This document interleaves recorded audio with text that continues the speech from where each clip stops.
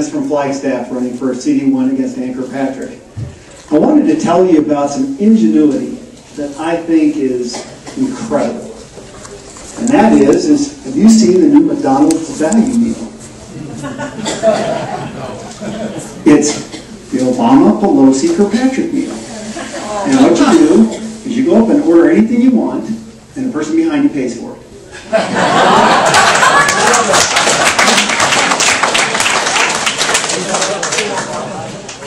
I guess that sums it up, doesn't it? Well, folks, I know what you stand for, so I'm not going to bore you with that. But let me ask you something else. I want to take another direction. You think this is a simple solution that's going to be over in November? How many people think it's going to take 5 to 10 years to get back on track? That's the way I think. That's exactly right. So let's talk about where do you think you're going to go with this next election. I think conservatively what you can get is a take back the House. But you're not going to get veto power, realistically. And before I go much further, I got to tell you, as dentists, we're outcomes based. So I want to know where I'm going and how we're going to get there. So when you're going to do that, means you got stalemate. And what you're going to have is congresspeople that bring bills from you to show this administration and this leadership exactly what the American people need to see. And then you'll make your next change in 2012. But you know what? You're going to have to get down and dirty. It's called working. And we're all going to have to suck it up. And that's why you're going to see on my mantra, you're going to see a shovel. Because the average guy, when they get surrounded by a pile of crap, the only way they can get out is one shovelful at a time. And that's me. Let me tell you a little bit about me. I was born and raised in western Wyoming, a little town called Pineville, Wyoming, where the Green River starts. I'm the first of 10 kids, so when I eat, I kind of separate myself because I'm very good with a knife and fork. But you know, there's some benefits about being from a large family. It's called competition. It breeds success and a bunch of overachievers.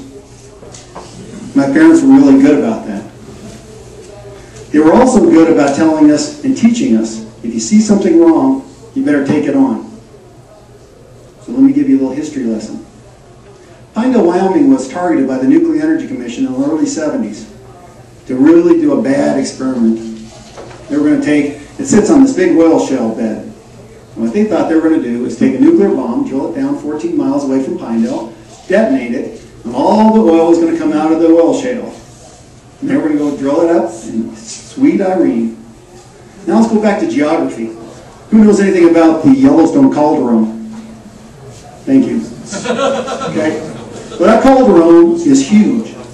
And if it ever goes off, the United States as we know it won't exist. So you tell me the government thought this one out, that you're going to load all this energy in a nuclear bomb, and you're not going to direct it in that Calderon. Well, my dad happens to be a geologist, and my mom was a school teacher and a housewife. Also happens to be where you get a lot of our water. The Green River is a major tributary of the Colorado. And you better really pay some attention about that water supply. But if those fault lines that call the Wind River shift wrong, all of a sudden you have the lunar surface of the moon. Town of 1,000 got mobilized. My mom and dad were those two of those people. In fact, 3 people, John Perry Barlow, Doris Bergslander, and my mom, flew back for a nuclear Senate subcommittee.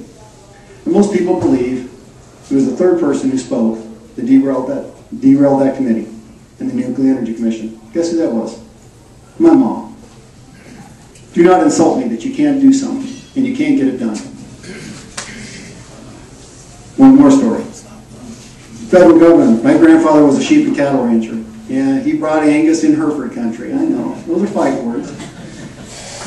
But what he did tell you, he actually got some land from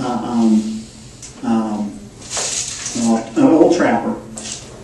And what happened here about 15 years ago is the Interior Department decided they were going to propose the top 200 dam sites in the country.